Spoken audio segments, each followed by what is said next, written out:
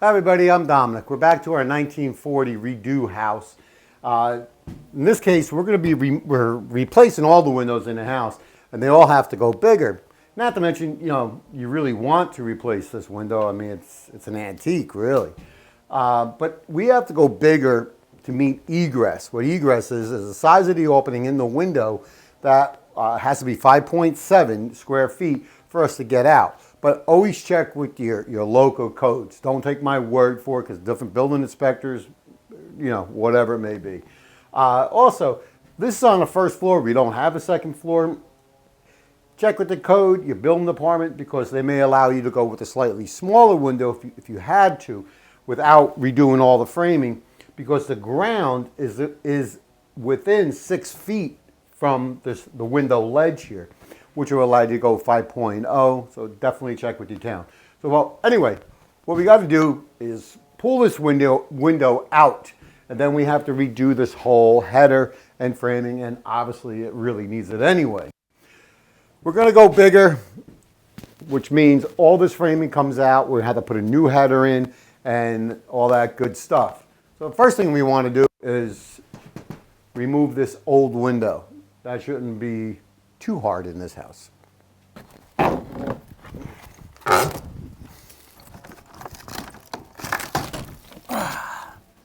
Keep it going.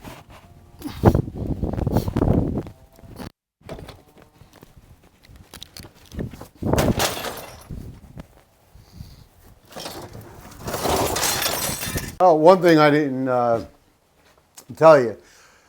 When we start taking the framing out, now everything's still intact, of course, but obviously that window, which was surprisingly, that thing was in there. We start removing the header, especially on the second floor. You would want to really start supporting the plates here, or if you put another beam up temporary to hold the floor joists up above you.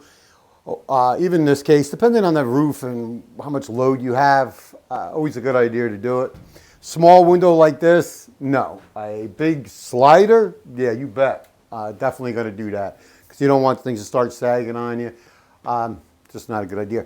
Obviously, we got some electrical here that we have to deal with, but in our case, we're just taking it out. I mean, look at that. Look at that outlet. That's what you call a 110 volt outlet. So we're just taking that out. I took the whole power off this house a long time ago. So we're just going to take this out. Something like that. Obviously, really not caring about the electric. All right, so let's start cutting the rest of this out. Okay, now, this is an older house, and we got a lot of other situations going where the squirrels ate some of our wood here. Regardless, new, old, whatever you're doing to it, one thing you don't want to start doing excuse me, is start using a sledgehammer, breaking all this apart. I mean, because it's not needed. Get a reciprocating saw like this. Now, obviously, we know our jack stud here, that's not a jack, just a stud, is nailed in. These are all nailed in. So what we really want to do is use a blade for cutting metal. Normally you can find a blade that's going to cut both for embedded metal, just as nails. And we want to cut it. We want to free this up without really doing a lot of damage everywhere else. So that's what I'm going to do. I'm just going to start cutting all this out and cleaning up this. Kind of stinks too. All right.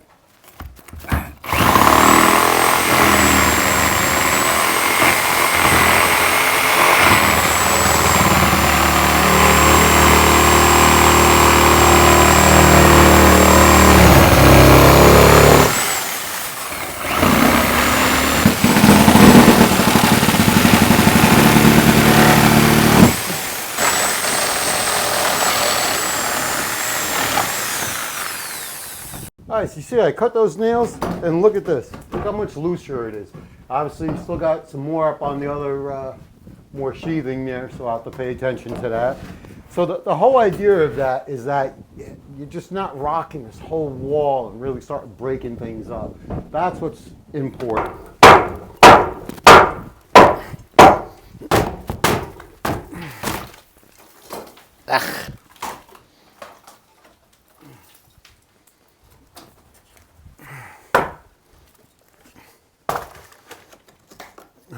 Okay. Okay, now we got all our framing cut out. Now it's time to start making all new framing. This is going to be our header, which is a 2x10. We're going to make two of these. We're going to double them up, not one header. What we need was 39.5 inches long. So our jack stud will be 1.5 inches under the header. Our king stud will go along the side of it, which is 1.5 inches. So we have our 1.5 inches coming from this side, do like that, and that's going to give us approximately 36.75. That's what's going to give us our opening. Now, what size is your window? Well, I don't know. Basically, you're going to do 3 inches bigger than your window, well, 3.5 inches. You know, you'll have to see that. Should give you an RO on your new window going in. Hopefully you know that by now. This is only going to be a double with one jack stud, which goes underneath and holds the actual weight of the header, the roof, the floor above it. If we were going bigger, doing a slider, say, then we would need 2 jack studs, okay? But always check on your plans with your building department. So let's start cutting this, 2 of these.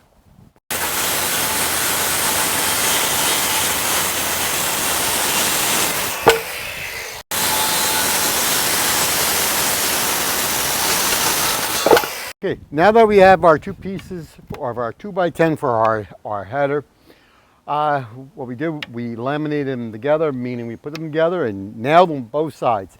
Now we're going to put a plate. This is going to be the bottom. I know it looks like the top now, but this will be the bottom. We're using a 2x4 because that's what our wall is. If it was a 2x6, we could do a 2x6. Now, some building codes on the length, you may have to put a 1/2 inch piece of plywood in between, called a flinch plate. It gives it a little bit more strength. For what we're doing, our project, we don't need that. So we're going to place it right, just like you see it right on top here. You can see we have about a 1/2 inch going out. So either we could fill that in with our 1/2 inch plywood, or we would have put that plate in between. But we're not doing either one of them, and we're good to go. So I'm going to go ahead and nail this in, and then we can start making our studs. All right, now that we got our king studs in, they are placed approximately our width, or length rather, of our header. Just makes things a lot easier. Normally I'm like doing things so alone, and so I'm going to show you a nice method that I like doing it. Not that you need 2 people to do this, but sometimes it's nice.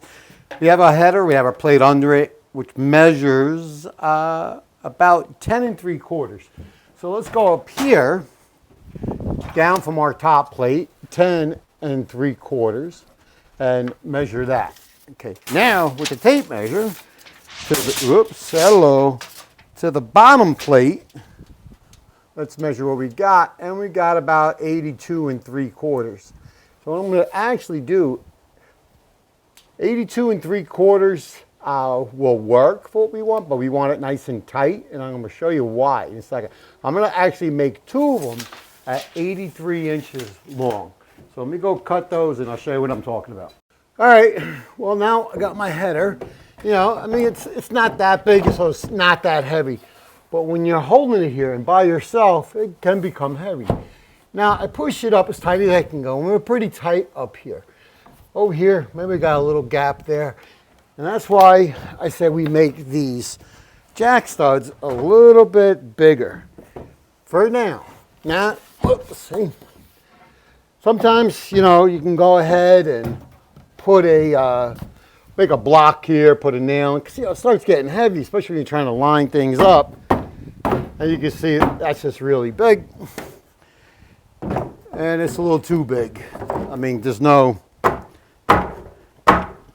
you know, and that's me by myself putting it in. No nails, no nothing yet. But I can tell the length that I cut is actually too big. You just don't want to go too small. We're going to go just slightly bigger this time around.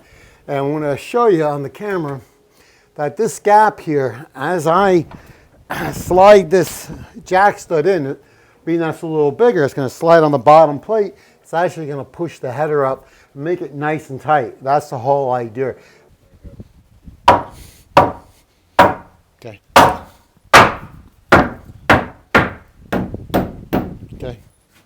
All right, we got our stool. Well, first off, we have our height, we have a header, all that's in. So now we're going to do our length. I've determined what our length of our window is. We put our stool plate in here, which actually is just held in there by friction. Depending on the window you're doing and also your code, depending upon what I do, depends what I'm doing.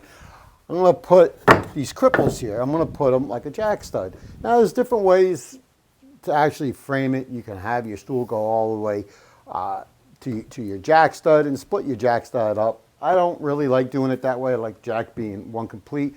So we have our stool here. We got another one we're going to put in over here. Okay, so now measure from our left edge there, so the far end.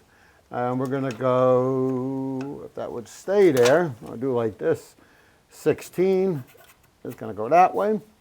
Another 16, which is our 32. Oops. Okay, it's a real pain when you're doing it just like this. Okay, 16. Okay, you might say, well, that's a lot of little studs. All right, first of all, the little pieces. The purpose of this is hopefully our sheetrock edges helps line it all up, or sheathing on the outside based on 4 feet or 8 foot. But more importantly, right here, this is our 16 on center cavity for our insulation, and as well as over here. So that's going to be real important, because you don't want to go too big, because then you have holes and gaps in the insulation, and that's not what we want to do. So now I just got to cut another one for over here and nail all this together, fix some of the sheathing outside. We can put our window in. All right, well, we were completely done inside out. Now it's time to get the window. Now, it's nice to have a second person to help you lift the window up, level it out while you nail it. But unfortunately, that person is my cameraman today. So, but lucky enough, it's not a heavy window. One thing we want to do when we put it in, now our opening should be bigger than the actual frame of the window. It allows us to move it around a little bit. We just want to pay attention that we don't just favor one side or another. With that, I'll have the help of my cameraman inside to help me with that.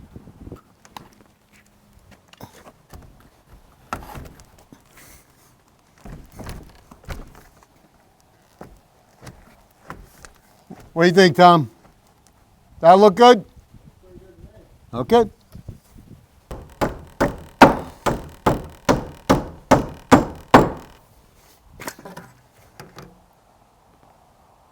Good.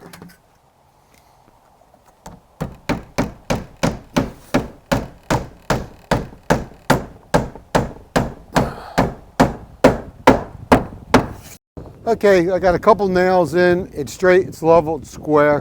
But what I need more nails. And unfortunately, for us to finish this video today, I'm just going to put a couple nails. And that's it. I'll get roofing nails tomorrow.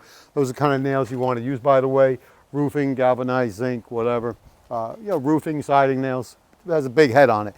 And you don't got to cover every little hole. But, every other is a good idea all the way around when you have that nailing flange like that. Yours may be different. But what yours is not different is that header. So let's go back inside and we'll go all over it again. Okay, well, that's how you do it. We took it all apart, put our new header in, nailed everything all together, put the new window in. I mean, for our antique house here, things are really starting to shape up. Give you a quick look on the outside, okay? But obviously I got some sheathing work to do that I have to do after I take the soffit apart.